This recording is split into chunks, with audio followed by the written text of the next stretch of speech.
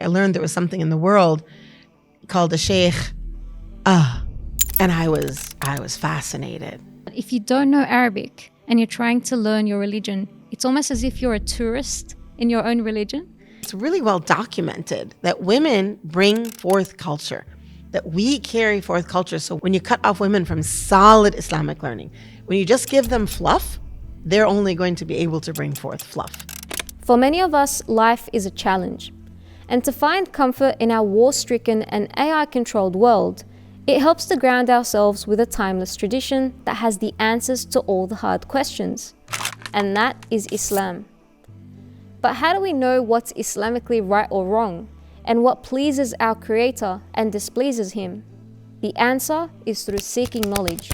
And many Muslims in history have reached the peak of Islamic knowledge, shaping them into our well-known classical and contemporary scholars. And that's both male and female scholars. To unpack the niche of female scholarship, especially in the modern age, we invited Dr. Tamara Gray, an Islamic scholar, author and translator who holds a master's degree in curriculum theory and instruction and a doctorate in leadership, and spent 20 years in Syria studying the deen. And today we asked her, what does scholarship for Muslim women really mean? Keep watching for her enlightening response.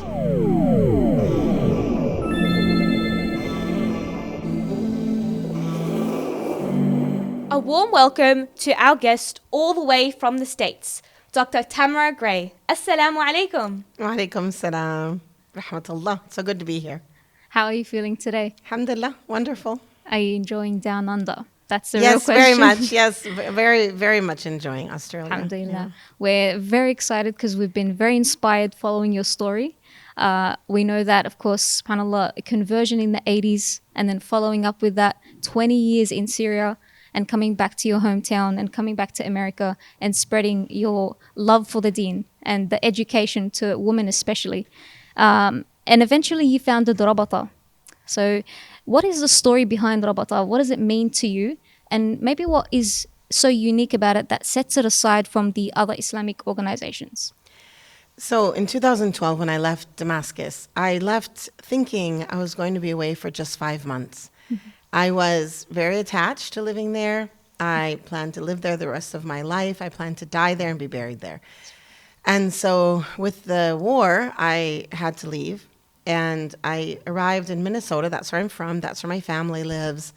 And I moved into a little yellow house, rented next door to my brother. Mm. And I had my son with me because he was a high schooler. Mm-hmm. And I thought we're going to be there for 5 months. I'm going to see my family. We rented the house, not right away. We rented the house a little bit later when the writing sort of became clear, mm-hmm. the writing on the wall, so to speak. And so as I realized I was going to stay, 2 things happened. One is I started looking for a job. Mm-hmm. That's on one side. Things had changed a lot, 20 years. I hadn't lived in America. Mm-hmm. And the way to find a job had changed drastically. Plus, I didn't know anyone. Mm. All of my skills and all of my speciality was built either in Damascus or in the Emirates or in Qatar or in places like this. Mm. On the other hand, during that summer, some of my students arranged a speaking tour. And so during the month of Ramadan, I traveled all across the United States, North America really, and I gave 69 talks. During that time, I met Muslim women, and I was actually really taken aback that the Muslim women in America, in the 20 years that I had been away, their situation in community, so much just hadn't changed. Mm-hmm. It just hadn't changed. And so in September, when I was in my little yellow house, and I had not been able to find a job because I didn't know how to do it. And I was thinking about this situation that I was in. I was really grieving Syria. I missed it so much. I wanted to go back yesterday. And I couldn't. I had my son. Like, he was now registered in high school, and I had to take care of him.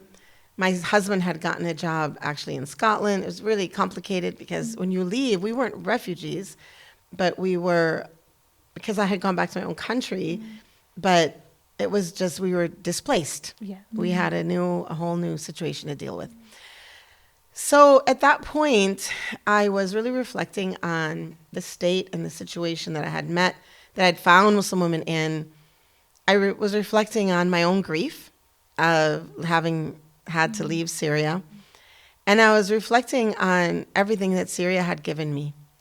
And while I knew I couldn't do anything to help Syria and get back to the healthy country that I had once lived in, I felt like I could take what Syria had given me and offer it to the Muslim women that I had met. So when I first talked to some of my students and we first talked about this, we had different ideas. And one of them was this whole idea of online learning, which is way before people were doing online learning. And for me, it was just bizarre. Like, it was so new. I had never done anything like that. Living in Syria meant that I wasn't even online in any social media way. I was older, so my youth was not like yours, was not like most people today. I'm not a digital native. I'm a digital immigrant. So I didn't have that sort of background, but that's where we started. And the word Rabata is actually, it's a funny word to give to an organization because it's a root word. But originally, I wanted that root word to be the name of the organization. And then I thought every project would be a derivative, like Ribat, Rabita, Murabit, etc. Rabata. And it was very clear. So our very first project was Ribat, and that's our online academic learning for Muslim women. After that project, and we wanted to move into publishing, one of my board members, she said, Anse, if you use all of these different terms, then the person who doesn't speak Arabic is not going to be able to differentiate between the projects. So we dropped my original idea, and our next project was Daybreak Press. So very different. We just went straight into English to make it clear. But nonetheless, Rabata, I think that as a root word, it implies all of those other words. So it implies all of those other meanings, all of those other things about bringing together, the connection to one another, the connection to Allah subhanahu wa ta'ala. The ribat, which after some research means a lot of things, not only the front lines, which I think we are in the front lines of the cultural wars. I think that's exactly where we stand, especially as women in education. But it also has been used in places like Iraq to mean women's shelters. I didn't know that when we first chose that name, but it's a fascinating history to look at how words have been used historically. So that's maybe a quick summary of how things started back in 2012. The Arabic language has such a complexity that it can be used in so many different unique ways. And I think that stems from the beauty of the language in the way that the words kind of have different meanings, have different connections, and they can really be so expanded into very different versatile things. language. Yeah. Yeah, 100%. That helps in a very complicated organization like Rabata, where since our mission is positive cultural change, culture is not something that you attack or that you address with one project. So we have multiple projects, multiple programs. And so the Arabic language is really helpful because, as you said, one single word can have multiple meanings. And so I love it. I think it blankets in a very cozy, loving way all of the work we're trying to do. What a beautiful language that Allah subhanahu wa ta'ala selected for the people of Jannah and for his final revelation. Ay wallah. If we're looking at the importance of Muslim-focused, education and institutes, you moved as a American revert in the 80s from America to Damascus to Syria. What sort of change was that for you, and what prompted that transition or that move? Okay, that's a great question. And to answer it, I have to take you back into history to the 80s, Let's go. which I know is a long time ago for both of you and for many people. When you think about the 80s, it's like how I used to think about the years my own mother was in university. In the 80s, to be a Muslim in the United States, Muslim woman in the United States, was a frustrating experience, if I'm honest with you. We didn't have access to learning. We had the books that were written about Islam or about Muslim women were very frustrating to read. Either the English language itself wasn't good, or the tone was very derogatory towards women. It was just it was a frustrating existence. To go to the masjid was frustrating. You didn't feel part of the community. And so I, as a convert, now converts often really struggle with culture. And so in those early years, I really struggled. I mean, I was blessed. I met some Malaysian women that were a great blessing to me and a great help to me. MashaAllah, the Malaysian culture is such a soft and spiritual culture, really, that really came through and really helped me. But nonetheless, I was living in Minnesota. I wasn't living in Malaysia. And so I was frustrated. And it came to a point where I remember standing on a street corner, actually grand and smelling, and just appealing to Allah subhanahu wa ta'ala for help. That I needed someone to help me, someone to set me on a way that I would not be in this fragile place I was with my faith. Now, I've always been sort of an academic type. Yeah. I loved learning even as a child, and I still do. I would be, if it was free in the United States to be in school, I just would never quit. I would always be studying something new. That's great. But so that has been my sort of go-to to solve many of my deeper questions and deeper issues. And so I thought, okay, I have to study. Well, where am I going to study? And that was, in 1985, was nowhere. Yeah. There was nowhere. So I was really blessed. I met a woman who had studied overseas, and she had studied in Syria.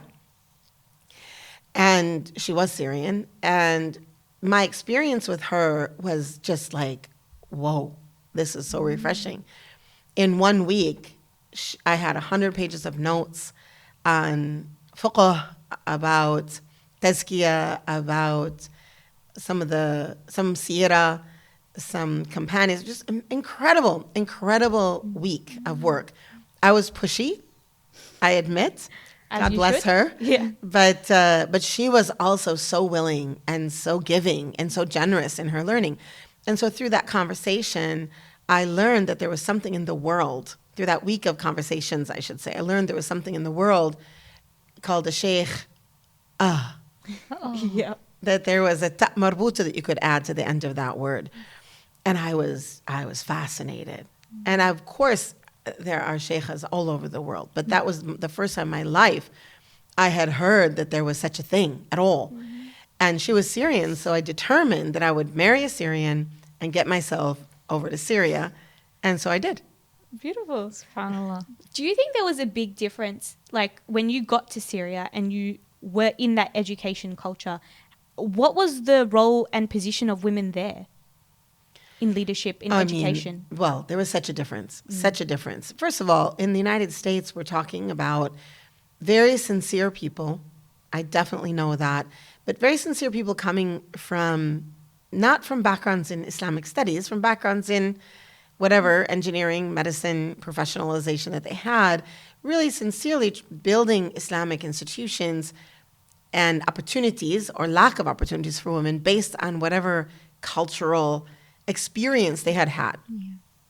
In Syria, I met women who were hafizat al-Quran.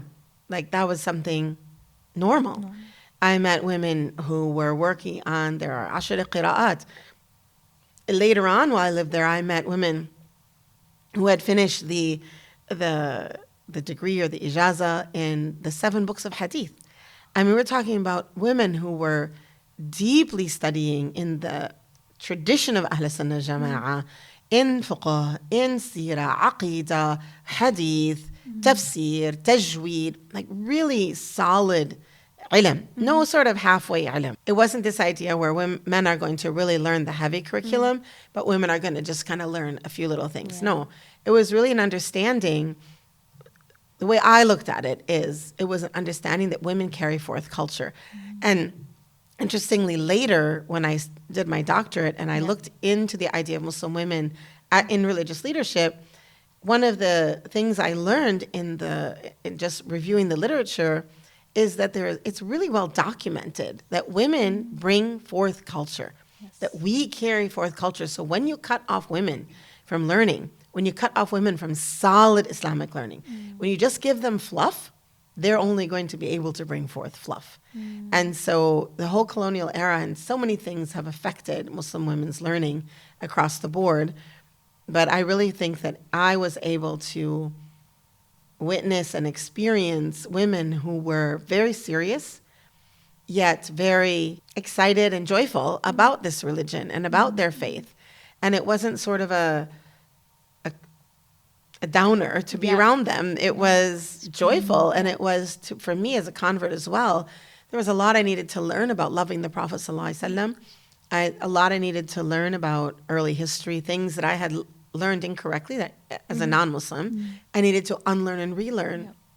And all of that happened both in the classroom, but also in just meeting people, interacting with them, understanding how to live certain hadith, how to live the interaction of hadith together, how to live, because our faith is not individual hadith. Our faith is not, oh, here's a hadith, now you have to follow it.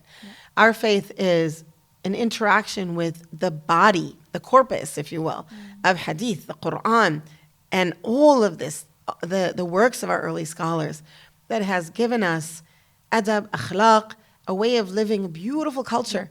There is no one in the world as generous as a Muslim. 100%. Even a non-practicing Muslim is still going to be incredibly generous. That's culture. That culture, that's an attitude we've learned that has been brought forth from the time of the Prophet ﷺ. And so, I mean, the experience was completely different. I remember once in Syria thinking, as an American woman, I had been raised to think that, astaghfirullah, but that, American women are the confident women. My experience in the Muslim world is that, sorry, American women, but is that American women are like not confident at all. Like Syrian women, mashallah, and Kuwaiti women, oh my God, like mashallah. I spent a year in Kuwait, and the Kuwaiti woman is just an amazingly capable woman, as our Syrian woman, mashallah. And of course, I'm sure you as well, but I had actual lived experiences with these two. And Malaysian women, I have lived experiences with them as well.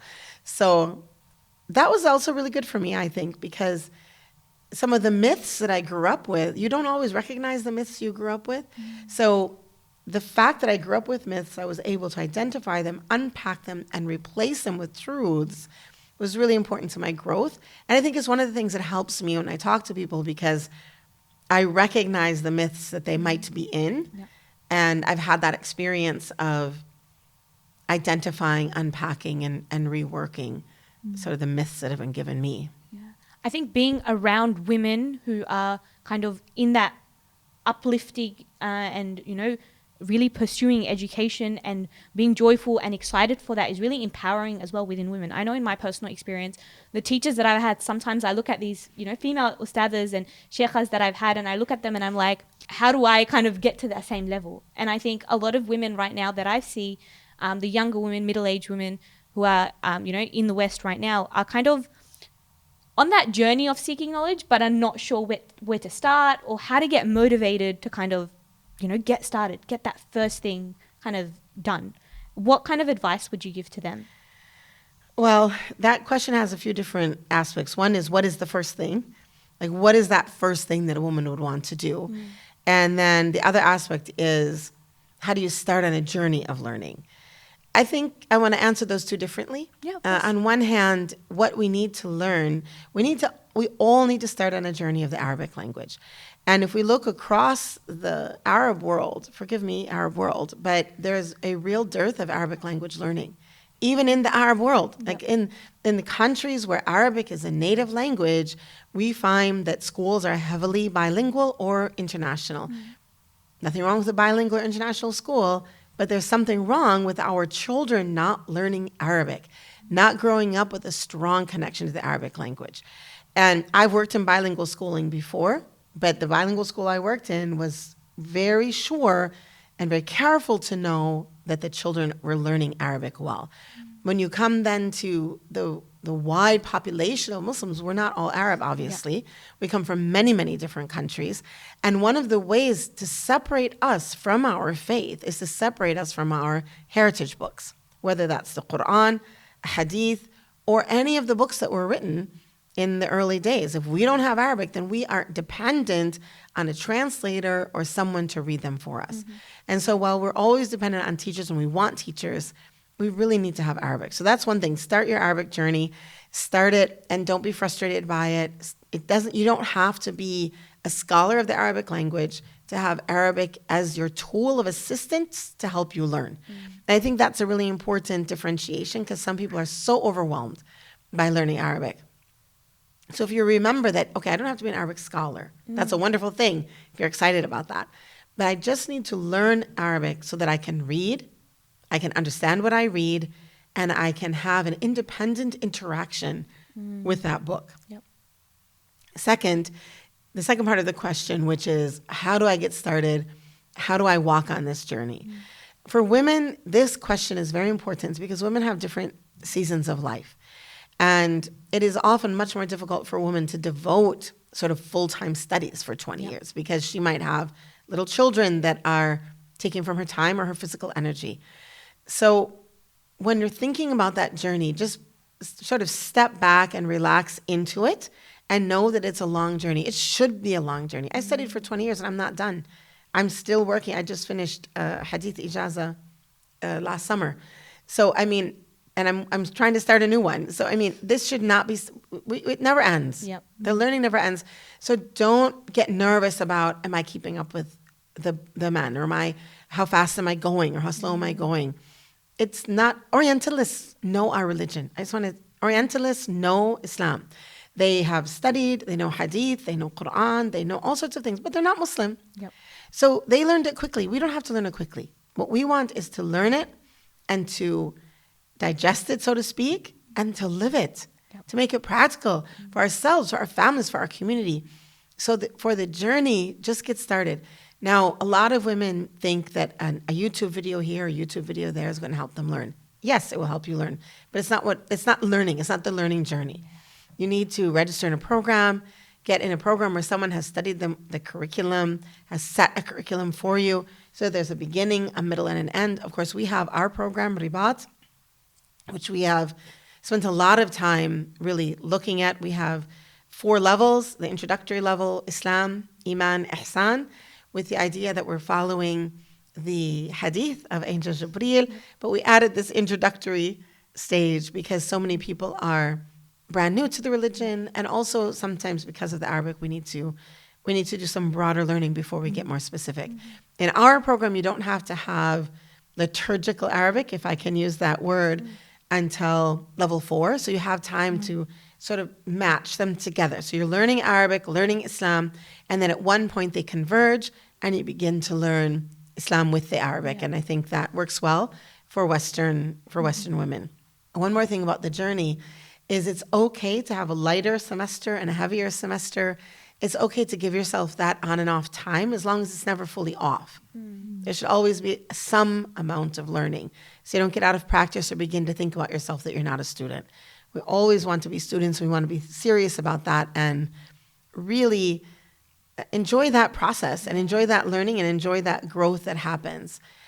And one more thing for Muslim women, I really recommend that you do at least part of the learning is from women. Yeah. The perspectives are different.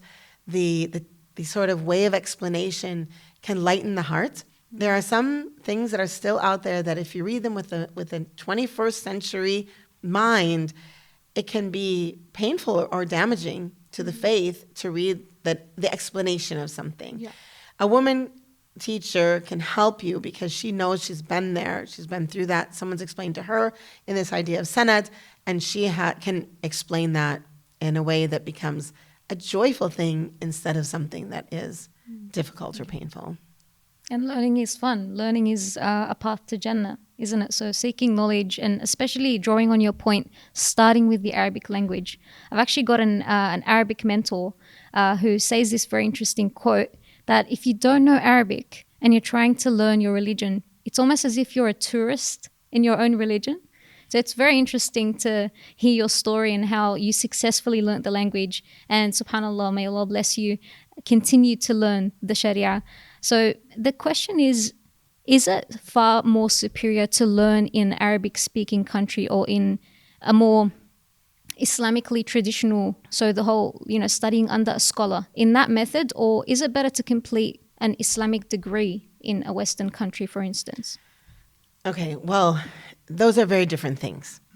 And an Islamic degree in a Western institution in the United States, if it's an academic degree, not a seminary. So in the United States, we have seminaries. A seminary is a place where you can study your religion as a practitioner. Okay. At the university, any Western university, you're going to be studying your religion as a critic. So not everyone can survive that. It's a very difficult journey. And if someone is going to do that, I think they need to have traditional studies first. Sure. So if you want to, you need to be sure of your iman, sure of your ilm, as it is rooted in Muslim opinion, before looking at it. Because what you're studying usually in Western institutions is going to be opinion rooted in Orientalist or sometimes even Islamophobe, or academics who maybe they've done really great work, but it's mixed. Yeah. So it can be a challenge. It can be a challenge. Now, for me, I think that we are tasked with offering Islamic education to people that is both founded in traditional learning, but offers modern methodologies. Because it's women and men, I suppose, who have gone to Western schools, Western institutions, they're used to a certain type of self-directed learning, a certain type of thinking, a certain type of writing and reading. And much of traditional Islamic studies is very spoon-fed. Yeah. And that can be very frustrating and not feel stimulating enough for the Western student. So I think it's important for people like me and others like me to understand that and to really set up systems and programs that both bring forth traditional foundational knowledge in a real and solid way, but with modern methodologies, so that our students can engage with the material, can grow with the material, and can become those scholars of the future. We need to be doing something to make sure that there are those future teachers and scholars for the next generation. And because your question was this or this, I don't know. I feel like I know for Sheikh Abdul Hakim Murad in England, he has a program to help those who have done very traditional learning sort of understand English culture so they can apply it. And if we can't apply the learning, then how are we different than the Orientalist, even though we're believers? Yeah. So I think all of us need to be thinking about modern methodologies and really finding ways to help our students learn what is traditional, but put it into practice. Talking about, modern methodologies of learning, digital religion is something that's come up a lot. You wrote your dissertation in digital religion, Muslim women leadership in digital religion. How do you think, you wrote this before 2019 or in 2019, so you submitted it in 2019, Allahu Barik. How do you think COVID-19 and lockdown changed the digital religion space? Because I really do think it did. Yes. Well, I'm just so glad I finished it in 2019 because had I extended it to 2020, I would have had to do new research because I definitely agree with you that things changed. And one of the ways they changed is that Muslims were forced to accept the concept of digital religion. I think there's still resistance. We recognize the tools of the digital world as important tools, but I don't think we yet understand the opportunities available to us, and especially women. Women are still more hesitant. There are a few who are less hesitant, but in general, when we sit in a jalsat ilm here in IRL, so to speak, in real life, we know from the Prophet ﷺ, the angels surround us. We know that the angels make dua for us. We know that the angels are seeking forgiveness for us. That is a circle of ilm or a circle of dhikr. When we sit in an online space, whatever that space is, maybe it's an Instagram video, maybe it's a Zoom class, maybe it's a discourse community. When we sit in these spaces, we have to remember that the online space belongs to Allah subhanahu wa ta'ala just as much as any space that we might sit in physically. Yep. And so in remembering that and being really clear about it, we can imagine. I've been imagining this since the early days. In fact, it was this image in my mind that really made me jump from being a digital immigrant to trying to be a digital citizen, so to speak. It was a big jump for me. Yeah. But I worked really hard at it because of this image, which is the image that here we are sitting together, and sometimes I'll have students around the world. And so I'll imagine the globe and all of us sitting there and imagine angels around us. And because I was in so much pain at the time for Syria, and since then, so much pain for all of our Muslim brothers and sisters in any place of pain, and of course right now for Gaza, when I see it as a form of activism, where we are in this circle, and for that moment, for that hour, for that half an hour, for those moments of ilm and dhikr, the angels are surrounding the earth because they're surrounding us. And perhaps during that time, there's protection for all sorts of things on the earth that we don't know about. It's part of the unseen world. Wallahu alam, of course. But understanding the reality that the internet world is just as real, just as it is a real world. Allah subhanahu wa ta'ala is in charge of that world just as much as he's in charge of any other world, any other world that we might interact in. I think it changes perspective, and it might help us interact with the digital world in a more productive way and understand the opportunities that are there for us. And having said that, I guess in this IRL space, may Allah subhanahu wa ta'ala accept our work, and may Allah subhanahu wa ta'ala reward you for coming all this way. Your generosity of your time, may Allah subhanahu wa ta'ala add barakah to your life and allow you to continue on that journey of seeking knowledge. Ameen. And having said that, may the angels also ask Allah subhanahu wa ta'ala for our forgiveness. And with that, jazakallah khair for your time. And until next time, assalamu alaikum wa rahmatullahi wa barakatuh.